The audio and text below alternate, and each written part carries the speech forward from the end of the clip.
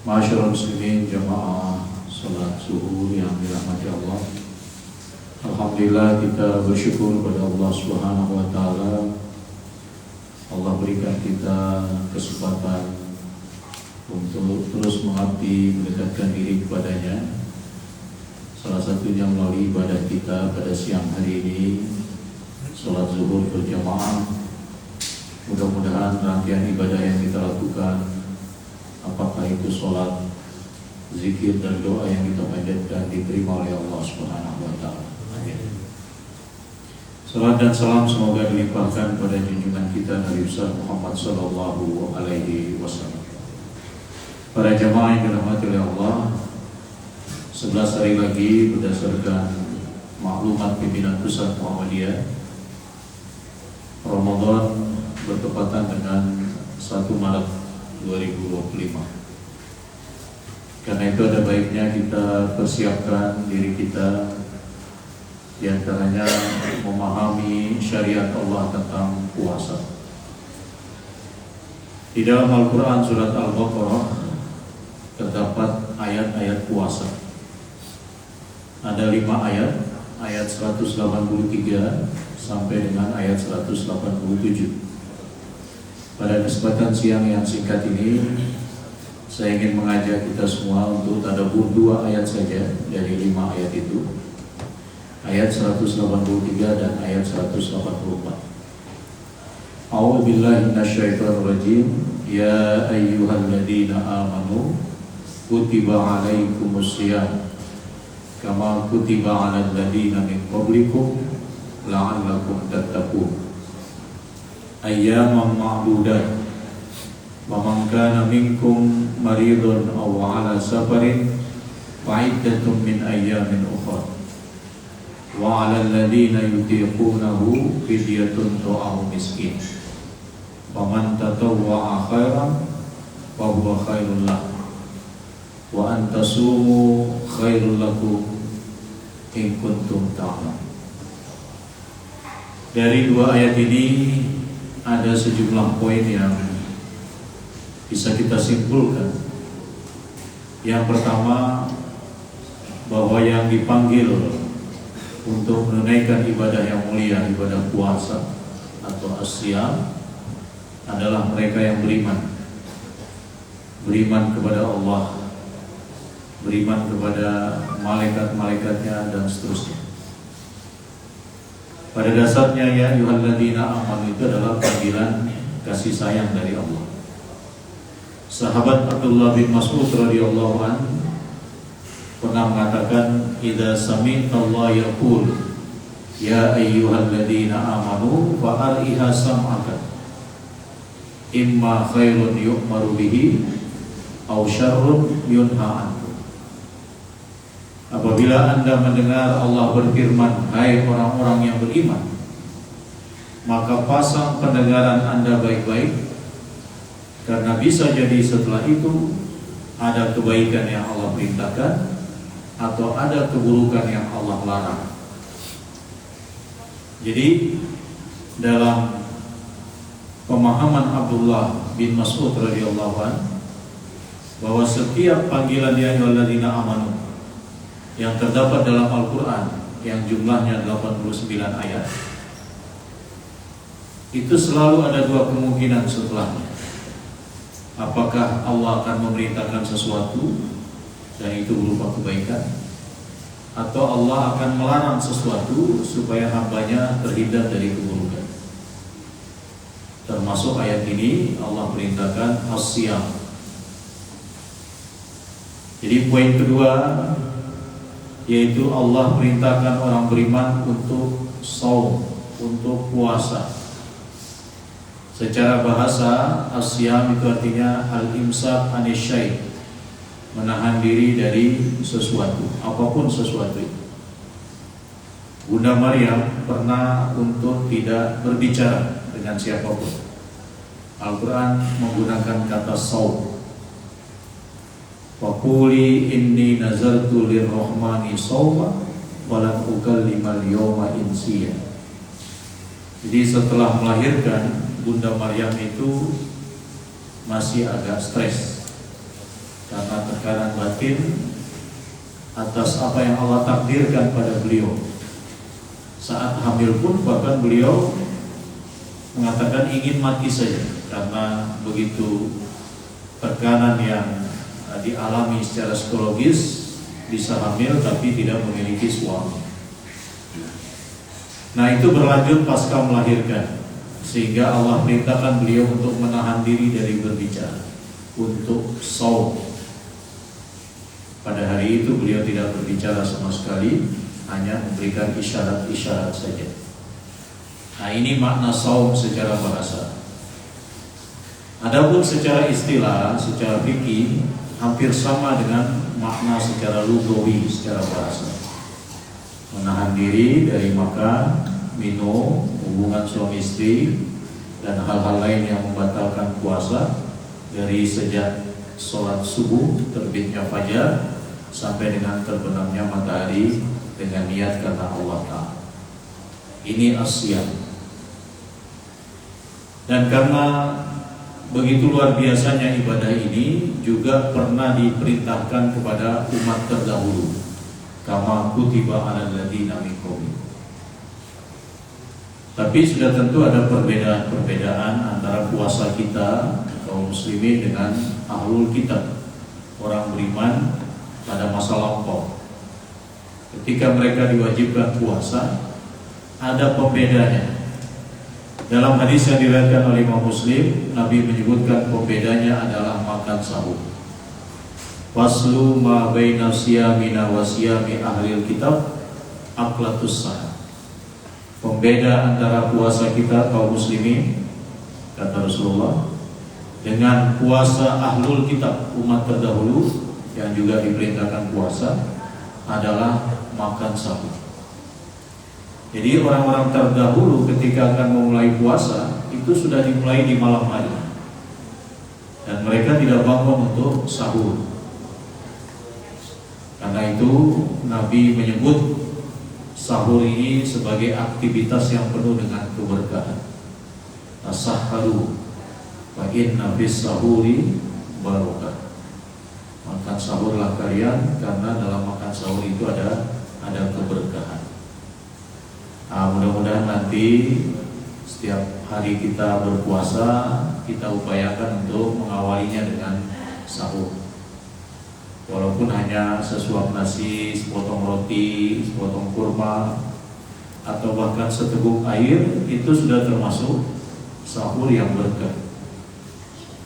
Dan ini yang membedakan antara puasa kita dengan puasa umat terdahulu.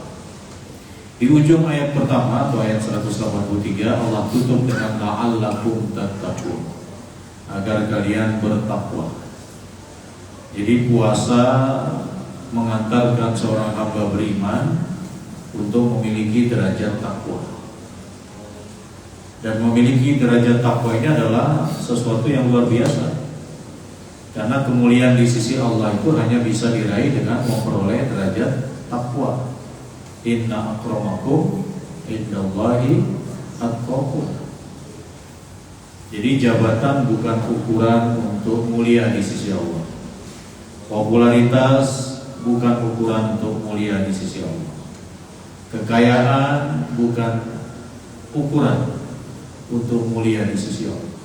Allah tetapkan satu ukuran yang semuanya berpeluang untuk memperolehnya.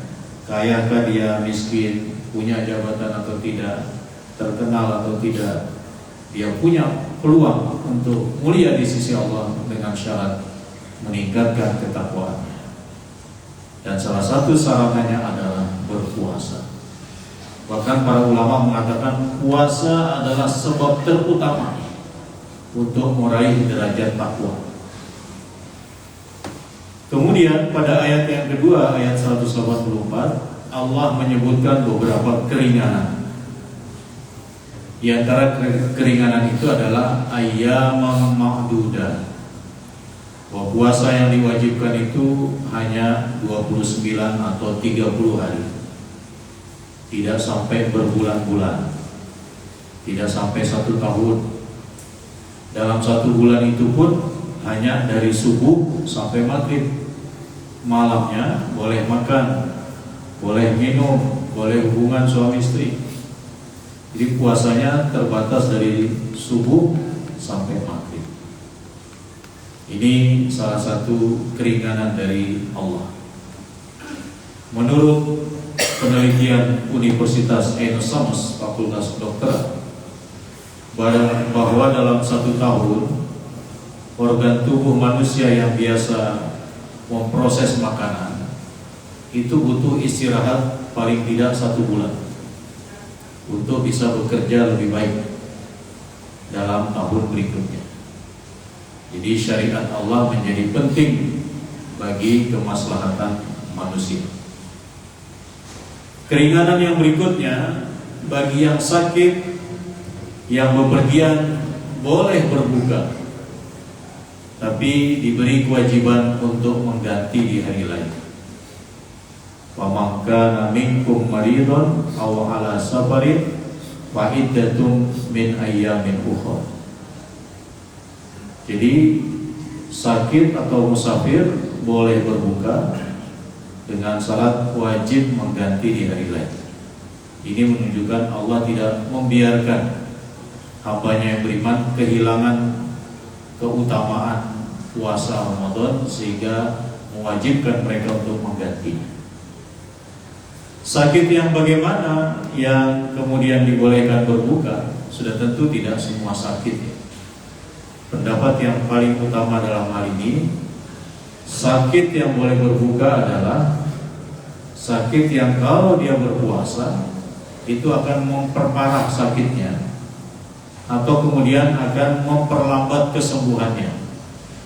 Nah, jika itu yang terjadi, maka berbuka lebih utama. Meskipun dia boleh puasa, tapi berbuka lebih utama. Jadi kalau sakitnya tidak mempengaruhi untuk berpuasa, misalnya sakit-sakit gatal-gatal gitu ya, atau sakit-sakit ringan, ya tetap berpuasa supaya segera bebas dari kewajiban baro'atuz zimmah.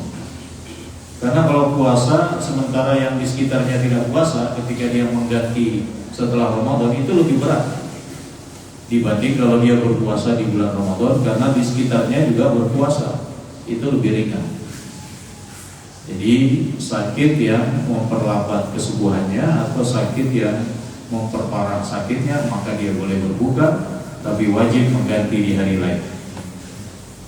Sedangkan musafir boleh memilih antara tetap berpuasa atau kemudian berbuka, dan dia pun wajib mengganti di hari yang lain.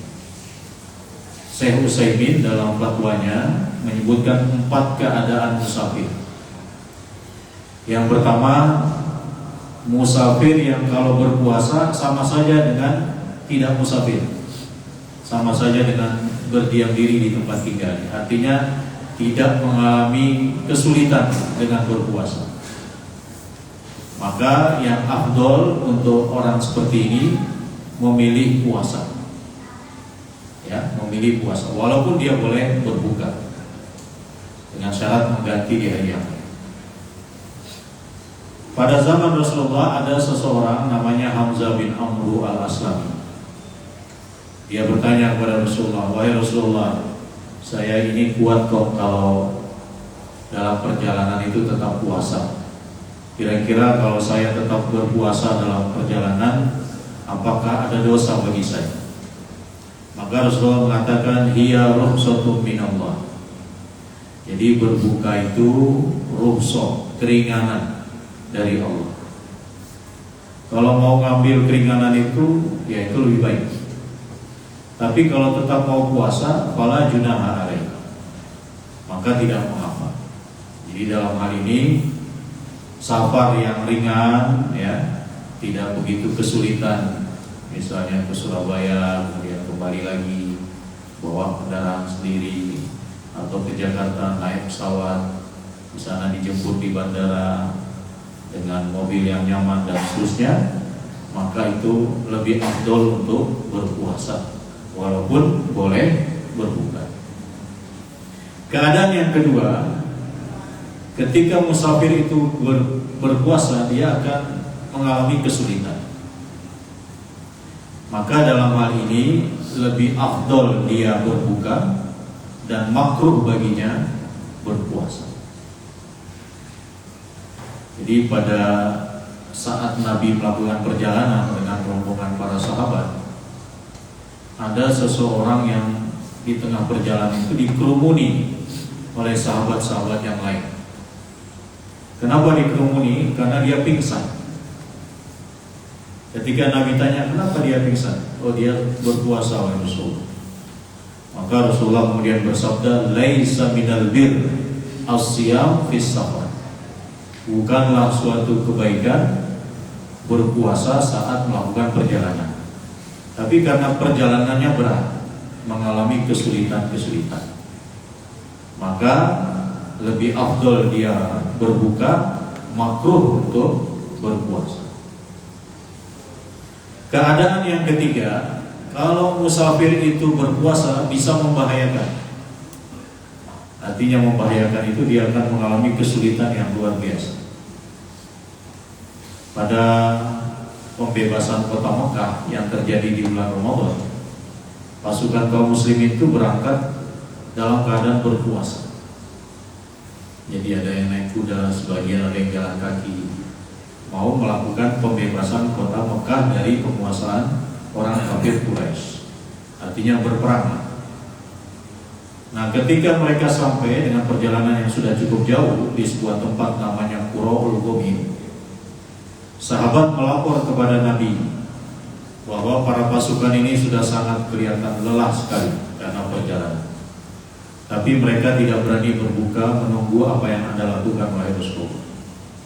Maka Rasulullah minta segelas air, kemudian beliau angkat tangannya dengan gelas itu, kemudian beliau minum untuk dilihat oleh pasukan.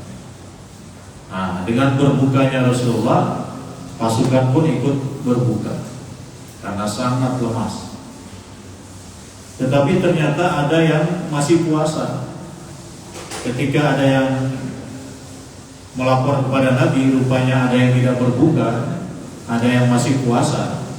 Mungkin dalam pikiran yang berpuasa ini, eman, sudah sebentar lagi sampai ini. Daripada saya nanti ganti puasa ini. Apa kata Nabi? Ternyata Nabi mengeluarkan kata-kata yang cukup keras. Ulaikal usol, ulaikal usol. Yang tidak mau berbuka, yang tetap terus puasa, itu para pembangkang, para pembangkang. Artinya nggak mau ikut Nabi. Yang terbaik berislam itu ya ikut Nabi, bukan karena kuat berpuasa. Karena perjalanannya sudah cukup berat. Jadi yang afdol adalah wajib bagi yang berpuasa itu untuk berbuka dan haram baginya untuk meneruskan puasa. Karena Nabi sudah berbuka. Nah, ini keadaan ketiga. Keadaan yang keempat, bisa jadi seseorang ketika berbuka itu menambah maslahat baginya. Mungkin dia relawan yang harus membantu pasien dan lain sebagainya. Sehingga kalau dia tetap puasa ya bisa saja, tapi mungkin lemas. Tapi dengan dia berbuka, tugas-tugasnya bisa terselesaikan dengan baik karena punya energi. Hal ini juga pernah terjadi pada masa pembebasan kota Mekah ketika pasukan itu sudah dekat dengan kota Mekah. Kata Nabi kepada para sahabat, kita ini sudah hampir dekat dengan Mekah. Lebih baik kita berbuka, karena dengan berbuka kita memiliki energi untuk berperang. Maka pada saat itu ada yang berbuka, ada yang masih meneruskan puasanya. Kemudian ketika sudah sangat dekat dan besok subuhnya akan berperang, Nabi kemudian mengatakan kita harus berbuka ya. Karena besok subuh kita akan serang, masuk ke daerah musuh. Maka semua saat itu berbuka, tidak ada satupun yang puasa. Artinya apa? Ketika ada maslahat bahwa dengan berbuka itu akan menambah energi kekuatan untuk melakukan suatu jihad misalnya, atau tugas-tugas yang lain, maka itu lebih utama untuk berbuka walaupun masih boleh puasa. Karena Nabi tidak melarang yang masih boleh puasa. Berbeda dengan kondisi ketiga tadi. Nabi sampai mengatakan yang puasa, yang meneruskan puasa itu pembangkang. Nah, ini 4 keadaan bagi musafir. Intinya mana yang paling mudah bagi musafir? Kalau paling mudahnya berbuka, ya silakan berbuka. Mungkin karena perjalanannya sulit. Kalau ternyata perjalanannya ringan, tidak mengalami kesulitan yang berarti, maka lebih baik berpuasa. Kemudian ada keringanan yang lain pada ayat 184 itu, yaitu orang yang sama sekali tidak mampu puasa lagi, atau orang yang sakit berkepanjangan tidak kunjung sembuh. Bagaimana dengan kondisi mereka? Wa 'alal ladzina yutiqunahu fidyatun ta'amu miskin. Maka kewajiban puasa bagi mereka tidak ada karena tidak mampu puasa. Tapi Allah memerintahkan mereka mengganti, menebusnya dengan bayar fidyah. Fidyah itu artinya tebusan. Apa bentuk tebusannya? Ta'amu miskin, memberi makan orang miskin. Di dalam ayat tidak disebutkan berapanya, tapi dalam hadis disebutkan bahwa 1 hari tidak puasa bagi orang yang tidak mampu puasa itu adalah 1 mud. 1 mud itu 1/4 sok. Kalau kita mengeluarkan zakat fitri di akhir Ramadan, itu 1 sok. 1/4 dari 1 sok itu 1 mud. Kiasan mudahnya, kalau tangan orang dewasa dikumpulkan, kemudian di atasnya ditaruh beras penuh, itu namanya 1 mud. Kalau 4 kali tangan orang dewasa, itu namanya 1 sok. Jadi bayarnya kalau menurut tarjih Muhammadiyah, putusan tadi itu 6,5 ons, nggak sampai 1 kilo. Nah, kapan membayar fidyahnya? Ya setiap hari tidak puasa, tapi boleh dirapel di akhir. Seperti perbuatan Ibnu Umar ketika sudah sangat sepuh, beliau tidak lagi mampu berpuasa, beliau kumpulkan di akhir Ramadan 30 orang miskin, kemudian diberikan makanan. Nah, ini membayar fidyah. Siapa mereka yang membayar fidyah ini? Orang yang sudah sangat lansia, sangat sepuh, nggak kuat lagi puasa, atau mereka yang memiliki penyakit yang tidak kunjung sembuh, yang dengan penyakitnya itu tidak memungkinkan berpuasa. Nah, orang-orang seperti inilah yang membayar fidyah. Tapi di ujung ayat Allah mengakhiri dengan wa antasumu khairul lakum. Berpuasa tetap lebih baik in kuntum ta'lamun, kalau kalian mengetahui. Jadi masih banyak saudara-saudara kita kaum muslimin tidak merenungkan ujung ayat ini ketika Allah mengatakan berpuasa itu lebih baik. Sehingga ada yang masih mampu berpuasa ternyata tidak puasa. Maka mari kita dakwahkan kebaikan puasa itu pada saudara-saudara kita, agar mereka yang mampu puasa itu berpuasa. Jangan sampai tidak puasa. Yang lebih parah lagi, membohongi diri, menampakkan puasa padahal sembunyi-sembunyi makan. Nah, ini lebih bahaya. Dia membohongi dirinya. Jadi mari kita tegakkan syariat Allah, karena itu semua untuk kebaikan kita. Puasa itu untuk kebaikan kita. Di antaranya kita memperoleh ampunan atas dosa-dosa yang lalu. Man shoma Ramadhana imanan wa ihtisaban ghufira lahu ma taqaddama min dhanbi. Siapa yang berpuasa Ramadan dengan penuh keimanan dan mengharap pahala dari sisi Allah, maka akan diampuni dosa-dosa yang telah lalu. Siapa di antara kita yang tidak berdosa? Semua kita Bani Adam pasti berdosa. Maka mudah-mudahan puasa menjadi sarana bagi kita untuk mendapatkan ampunan dari Allah Ta'ala. Amin ya rabbal alamin. Terakhir, mari kita doakan saudara kita yang sedang sakit. Mudah-mudahan Allah berikan kesembuhan dengan segera, dan mereka nantinya bisa ikut berpuasa Ramadan. Amin. A'udzubillahi minasyaitonir rajim. Bismillahirrahmanirrahim. Hamdan katsiran thayyiban mubarakan fi. Allahumma ya Allah, a'inna ala dzikrika wa syukrika وحسن عبادتك. اللهم إنا نشهد أنك أنت الله لا إله إلا أنت الأحد الصمد الذي لم يلد ولم يولد ولم يكن له كفوا أحد.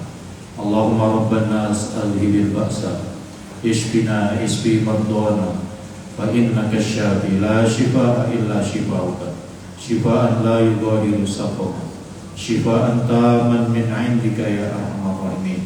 اللهم أنه مسهم الضر وأنت أرحم الراحمين. لا إله إلا أنت سبحانك إني كنت من الظالمين. ربنا تقبل منا إنك أنت السميع العليم وتب علينا إنك أنت التواب الرحيم. اللهم بارك لنا في شعبان وبلغنا رمضان. اللهم بارك لنا في شعبان وبلغنا رمضان. اللهم بارك لنا في شعبان وبلغنا رمضان. ربنا آتنا في الدنيا حسنة وفي الآخرة حسنة وقنا عذاب النار. سبحان ربك رب العزة عما يصفون وسلام على المرسلين والحمد لله رب العالمين. Demikian, mudah-mudahan ada manfaatnya. Assalamualaikum warahmatullahi wabarakatuh.